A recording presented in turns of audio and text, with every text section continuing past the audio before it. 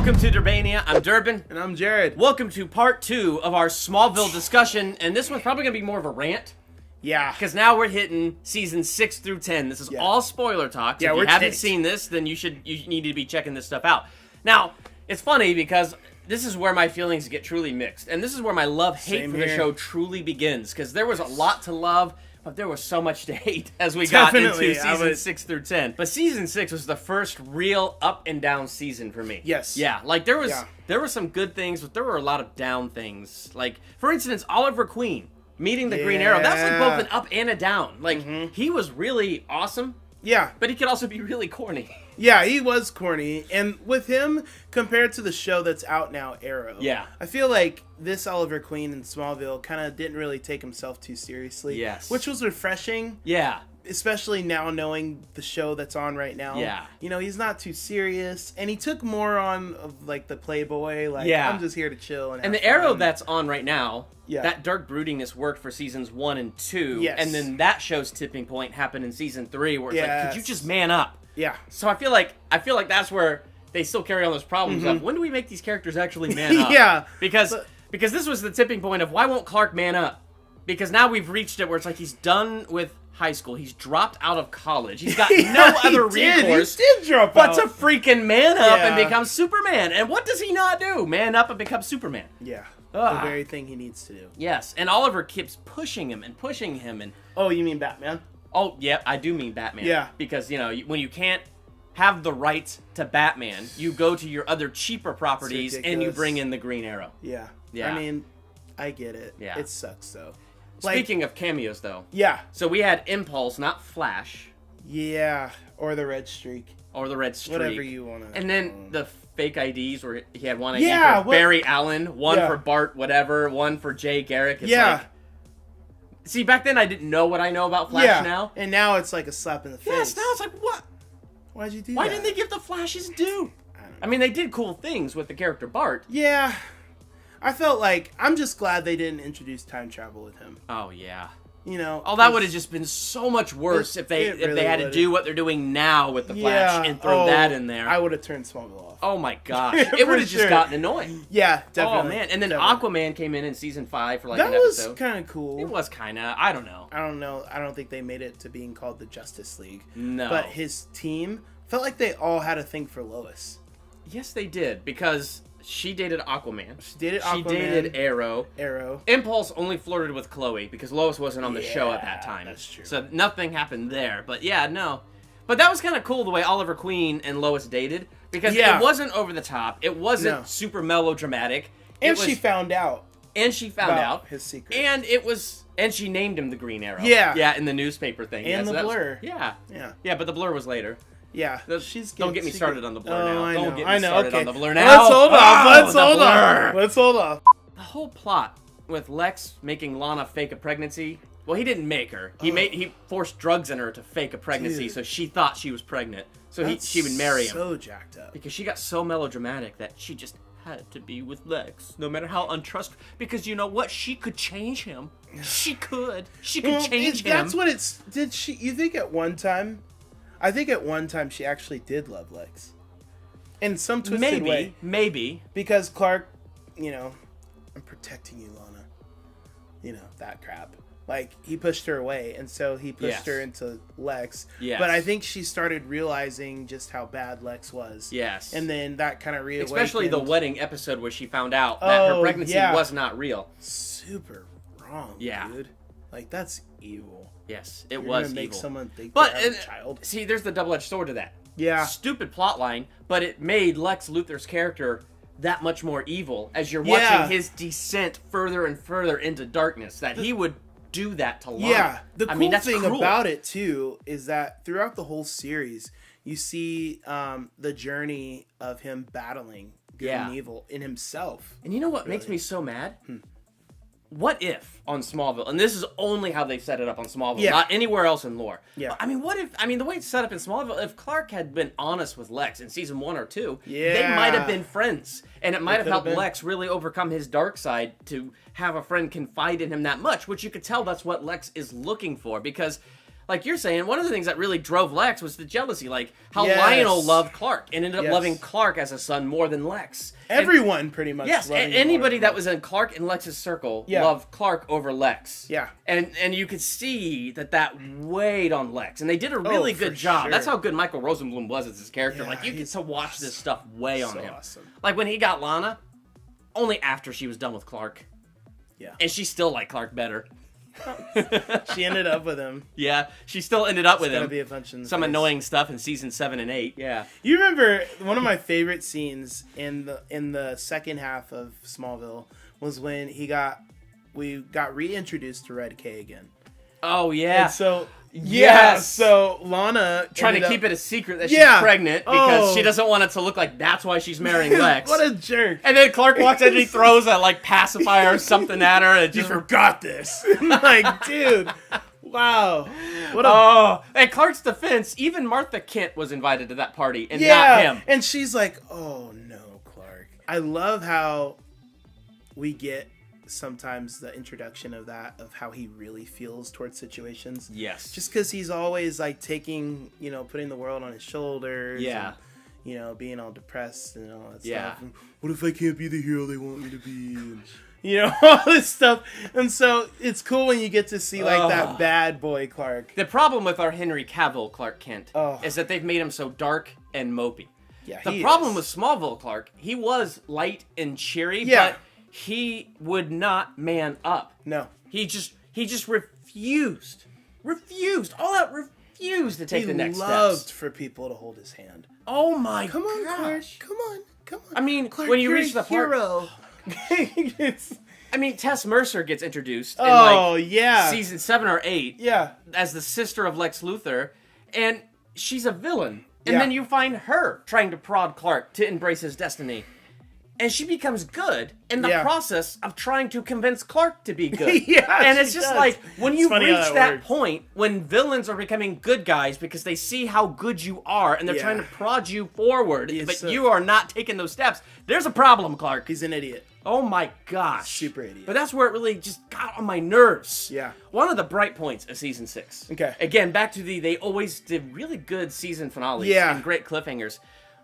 The introduction of Bizarro at the end of season 6. Cool. That was cool. And their fight was actually a really good fight. Yeah, it really was. That was awesome. Because it's like, well, you've seen Clark face off against other metahumans and stuff. Oh, yeah. But what about against himself? And that was cool. Yeah. Super cool. And I like the way they portrayed Bizarro. I like the way Tom Welling played both parts and made a difference. That's actually probably a lot harder than we think. Yeah. But he did it. Yeah. And it was good. I liked how his powers were like a perverse version of Clark's. Yeah. Which then goes into season 7, which when I moved from Ohio to California, my experience with season 7 is because of my move. I didn't watch it on TV. That was before, I had DVR or anything like that. Yeah. So when I got the DVDs and I binged them all back to back to back, season 7 became my favorite season. Okay. And being able to binge it back to back meant I got to the stupid Freak of the Weeks and filler episodes faster. But the other thing that was just so cool about it is you could tell the writers knew this was their final season. The guy who played Lex Luthor knew this was his final season. Everyone was checking out. But what they were doing was, it looked like it was building up to him finally manning up. So they reveal Supergirl at the very beginning of the season. Bizarro destroys that dam, and it turns out her ship crashed with Clark's, but was stuck in that dam, and she was cryogenically frozen all this time. So she was kind of cool. She's Lex's angel. Yes. But the thing that was annoying about Supergirl, not that the character was annoying, but Clark was annoying. Because in all versions of this, Clark is the one who guides Kara. Yes. But Clark is such a baby that it's taking Kara, who has no experience with Earth powers or the Yellow Sun, to master her powers in a week's time. Yeah. And flying all over the place. And Clark like, oh, I can't fly. My feet are so heavy. And I don't know what to do with myself. Dude, all the Kryptonians that got introduced. Oh my gosh, they had it right away. They all could fly. Yeah, they had it right away. And he's the idiot that's just stuck on the ground. And he was born there. Yeah. He grew up in the Yellow Sun to figure out one power at a time. And still couldn't. And he's had time to go through that. Yes. But everyone else, they're like, oh. Yes. Feels good. And then they just rise up and fly. Yes. And so this is what's annoying to me about this latter half of Smallville.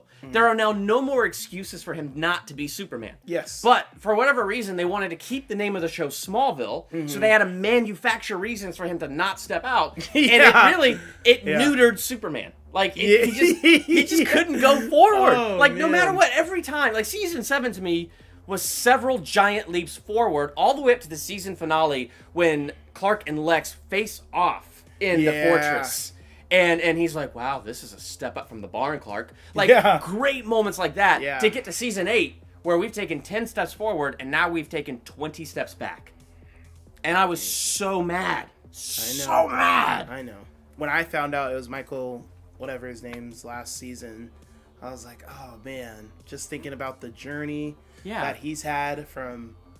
I think the biggest turning point when he killed his dad. Oh my gosh. And that was a great episode. Yeah, it was. Where he shot the window out behind Lionel and he shoved him out. And then that scene where Lex is down by the steps in the crowd and the police lights are reflecting on his face. And there's Clark close up on one of his famous jaw-clenching moments of... And they just stare each other down. Yeah. And Clark knew that Lex knew that he knew that he killed his dad. Yes. Yeah. So... Seven had some great moments. It did. But I think the thing that makes me pull back from 7 is build up. And it was a build up to Season 8, which to me was the worst season that this show has ever produced. Was that the one where he's like all of a sudden in Russia? Yes. Oh, that's how it started. And that made no sense. And it took Green Arrow and Impulse. And he didn't have his powers. Yes. Again. Again. Yeah, because that's... Again! Yeah. For the bajillionth time. Oh my gosh. It was so horrible. And it took Martian Manhunter to race him up to the sun, and then he lost his powers. It's like why are we against people having powers? On a superhero show, we are against people having powers. Oh my gosh. I don't know what they're doing. But, I mean, Season 8 was horrible. It was. I really cannot think of anything about Season 8 that I enjoyed. Lana left. That was the best part of Season 8. Yes. Lana Lang left the show for good, but that is only after she finds out Lex Luthor, who is not around, but is ethereally around. Yeah, it's weird. And he wanted to build that subskin suit to give the powers of Clark Kent to human beings. Yeah. And so she decided to steal the suit out from under him. So what does she do? She goes to Green Beret training for 3 days. Yeah. And now, I am tough, Lana Lang. 36 hours. 3 days of training is all I need. Yeah. Now I can withstand the pain of having this suit layered under my skin. No. And then they had to get together one more time.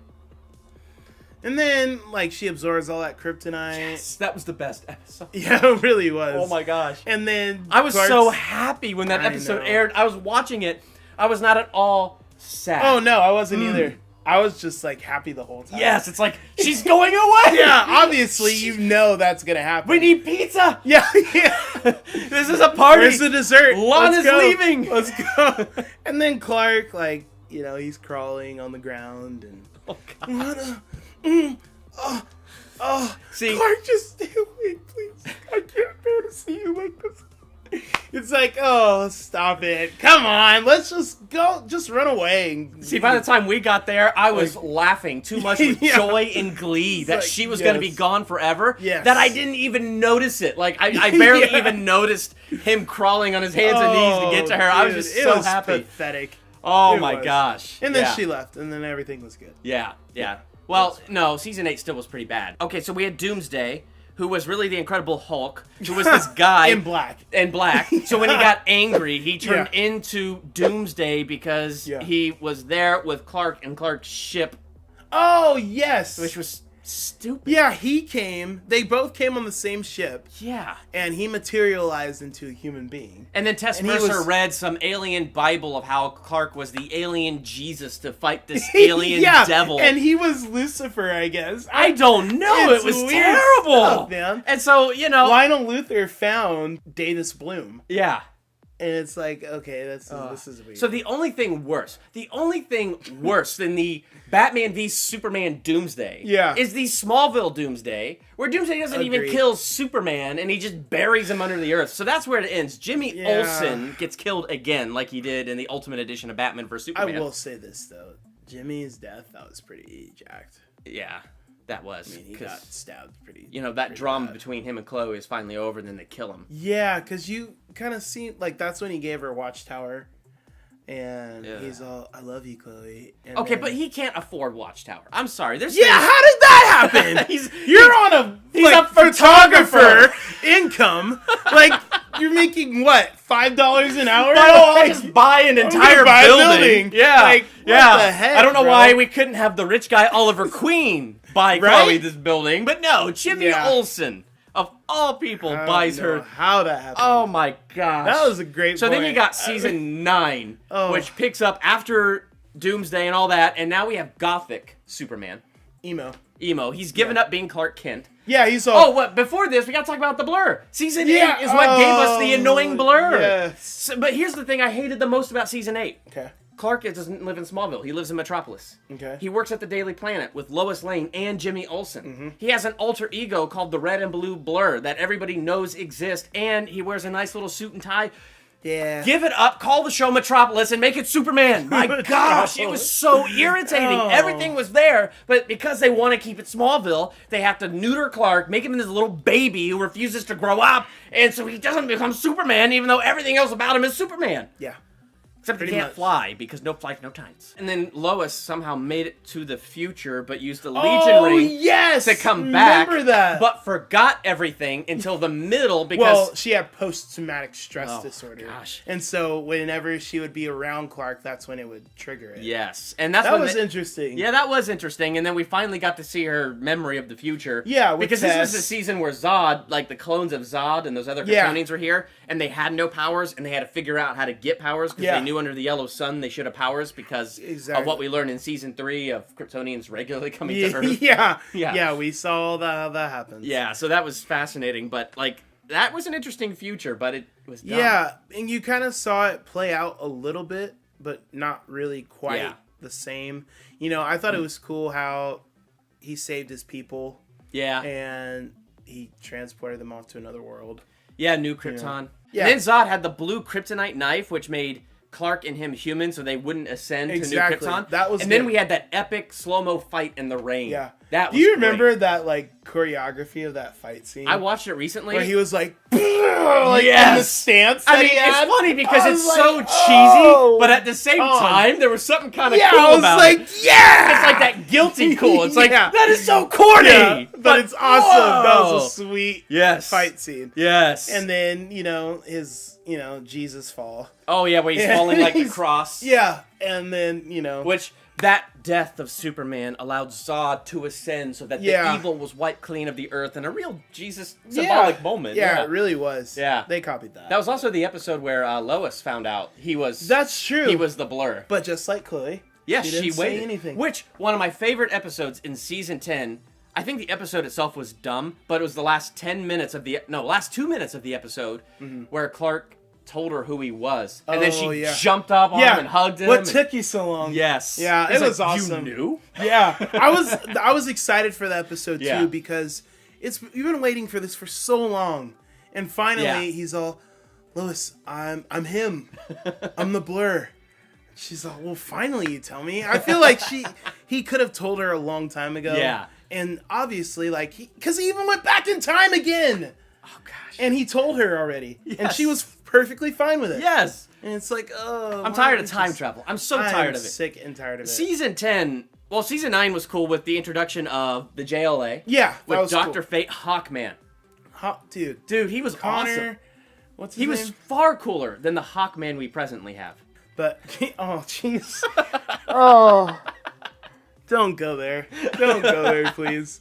That guy, Hawkman, was probably one of my most favorite characters on Smallville. Yeah. He was great. I thought even... And he was the most encouraging guy to Clark, because he's like, once you finally drop these weights, whatever they are that you're carrying, you will soar higher than we ever could. I mean, it was... Yeah, like... I felt like, dude, give him your powers, man. Like, you suck. Like, you know?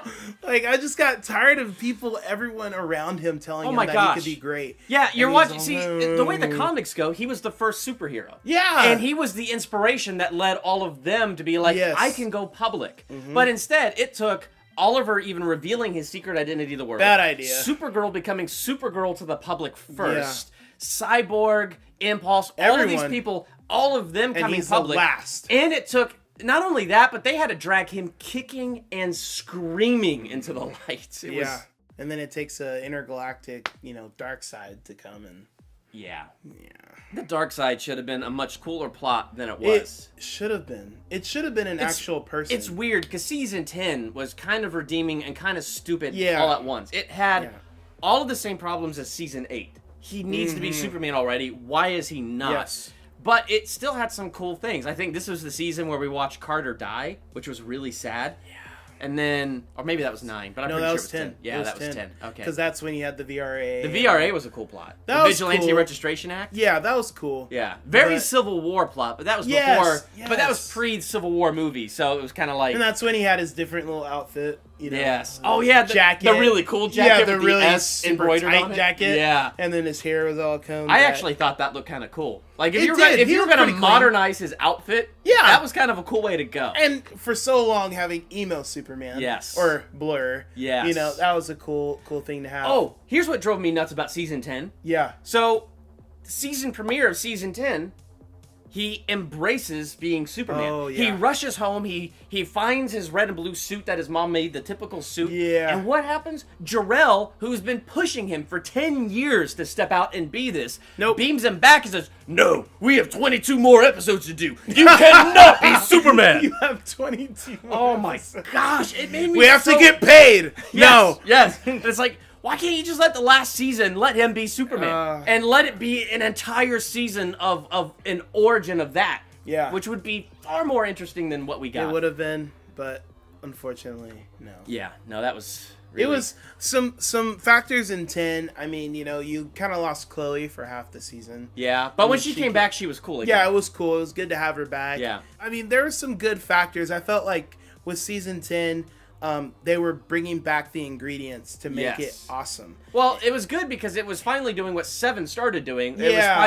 It was finishing. You knew this was it. Yeah. So you knew they're not going to drag this out any further. Yeah. So there was that whole upside to 10. Mm-hmm. They only had to drag it out for 23 episodes and not several more years. So it's like, okay, we can start bringing this to a close. So one of the interesting things I found was, so they brought back Lex. Yes, that was great. That was cool. That was really even cool. The of how they brought him back was cool. Yeah. I thought that was smart. Darkseid ripping the heart out of the Lionel from the alternate universe. Brainiac coming back, but as a good guy. Yes, that he was redeemed great. Himself. Oh, and then the time traveling thing. That was okay. Yes, that was like Christmas ghost thing. Where Clark finally got to see. I've been whining about nothing for 10 years, but it still took 15 episodes. And then they paid homage. They had one of the other older characters from Smallville High come and say, hey, Clark Kent's a good guy and everything. Oh yeah, from season 2 episode 2. No, season 1 episode 2, the Bug Boy. Yeah, Bug Boy, yeah. And Arachnid or whatever he was. But yeah. But that was cool where he's talking to Lois. Cool. Clark changed my life. Yeah, that's cool. Yeah. You're finally starting to see all these stories and stuff happen. That actually I think was one of my favorite episodes ever of that show. Yeah. Because there was none of the whining, there was none of the complaining, there was none of the hold him back this way or that way. There was only to show him, look, you've been good in your past. Mm-hmm. You may have made mistakes, but look at your future. You have nothing to fear. Exactly. That was just so well done. I agree. Yeah. I agree. Yeah, but then we get to the series finale, which was half terrible and half okay. Yeah. I like the whole emotional thing of the ghost of Jonathan Kent comes back for the second time this season, but to have Martha... How does that guy get around? I don't know. Keeps coming back. Yeah, it's fascinating. Got a transport service? I guess so. That'd be cool. Uber or something from the spirit world. I don't know. That'd be cool. But anyway, so that was cool to see Jonathan and Martha together encouraging Clark to step out and destroy Darkseid and push away the... that was a great moment when Lex Luthor actually returned and Clark turns around and goes, Lex. And Lex is like, Oh, I've missed how you say that. The way you say my name with hope and a little hint of dread. It was like the way he said it. It was so perfect. I love it was the great. way he impersonates him. But it's beautiful. But then it's like they just sort of ended it. Like the whole episode was this build up, encouragement. Lionel shows up, one punch, he's destroyed. He runs to the fortress, he puts on the outfit, which we never see him in.